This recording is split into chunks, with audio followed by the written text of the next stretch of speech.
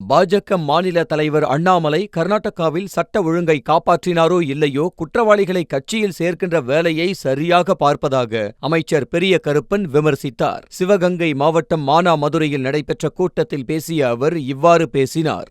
இன்றைக்கு ஒரு சர்வாதிகார ஆட்சியை மோடி அரசு இன்றைக்கு நடத்தி கொண்டிருக்கிறது. அதன் காரணமாகத்தான் வருமான வரியத்திலே இடி போன்ற ஒன்றிய அரசினுடைய அந்த நிறுவனங்கள் மூலமாக நெருக்கடிகளை தந்து கொண்டிருக்கிறார்கள். ஆக நெருக்கடி காலத்தை சந்தித்த இயக்கம் இந்த இயக்கம் திராவிட முன்னேற்ற கழகம். இதையெல்லாம் எளிதிலே எதிர்கொள்ளும் என்று தலைவர் அவர்கள் சொல்லியிருக்கிறார்கள். இதையெல்லாம் நினைக்கின்ற பொழுது அழிப்போம் ஒழிப்போம் என்பதெல்லாம் ஒரு அரசியல்வாதிக்கு, அதுவும் இந்தியாவுடைய பிரதமராக 10 ஆண்டு காலம், குஜராத் மாநிலத்தினுடைய முதலமைச்சராக 15 ஆண்டு காலம் என்று தொடர்ந்து பல பொறுப்புகளை வைத்த ஒருவருடைய வாயில் இப்படிப்பட்ட வார்த்தைகள் வரக்கூடாது. இது மிகப்பெரிய ஆபத்திற்கு இந்தியாவை அழைத்து செல்கிறார் என்பதுதான் அர்த்தம்.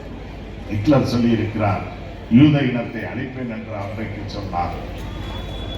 அதை போல இன்றைக்கு திமுகவை அழிப்பேன் என்று மோடி சொல்லுகிறார். இதெல்லாம் பார்க்கையில நீங்க பார்த்தீங்கன்னா ஹிட்லர் இன்னும் இறந்து விடவில்லை, மோடி உருவிலே நடமாடி கொண்டிருக்கிறார் என்பதுதான் இந்த நிதர்சனமான உண்மையாக இருக்கிறது. ஆகவே ஹிட்லரை வீழ்த்தியதை போல இந்த மோடியையும் இந்திய நாட்டு மக்கள் நிச்சயமாக வீழ்த்தி காட்டுவார்கள் என்பதை நான் இங்கே பெருமையோடு சுட்டிக்காட்ட கடமைப்பட்டிருக்கிறேன். அண்ணாமலை இன்றைக்கு பாரதிய ஜனதா கட்சியினுடைய தலைவராகவே இருக்கிறார். ஒரு IPS அதிகாரி.